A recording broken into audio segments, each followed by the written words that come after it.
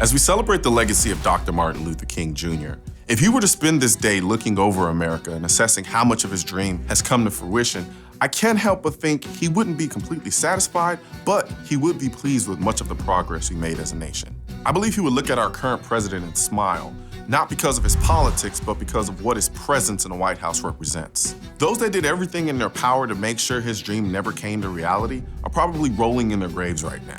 We have a current president who 50 years ago would be arrested or even beaten for drinking from the wrong water fountain. And notwithstanding some of President Obama's policies on gun control, that's a hell of a lot of progress if you ask me. I went to a law school that was established simply to prevent the desegregation of a long-time segregated law school. Now, that same law school is filled with not so little black, white, brown, and every other race on the planet, boys and girls, trying to keep their sanity as they try to figure out what the hell the Erie Doctrine actually means. I believe Dr. King would look at me with a bit of confusion as he happily struggled with envy that I, a young black male living in the heart of the South, whose house was never firebombed and has never received death threats, was granted a concealed handgun license, yet he who had encountered all of these things was denied.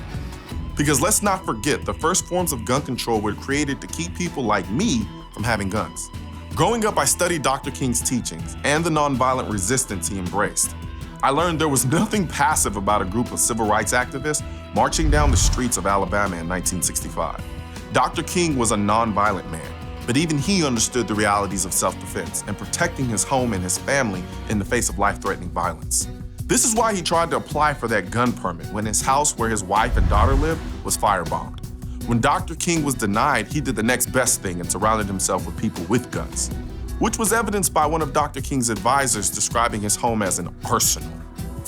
Personally, I'm a believer in Dr. King's methods of addressing social injustices, which is why I don't think to ever go to my gun simply because someone cut me off in traffic or called me out of my name. But in my heart, based on Dr. King's own actions, I don't believe that Dr. King would ever advocate leaving a family, or anyone for that matter, defenseless in the face of violent, life-threatening danger. Racism and bigotry have not been eradicated in this country, but I believe we as a nation will continue to push forward and eradicate them with each passing of another Dr. Martin Luther King Jr. Day.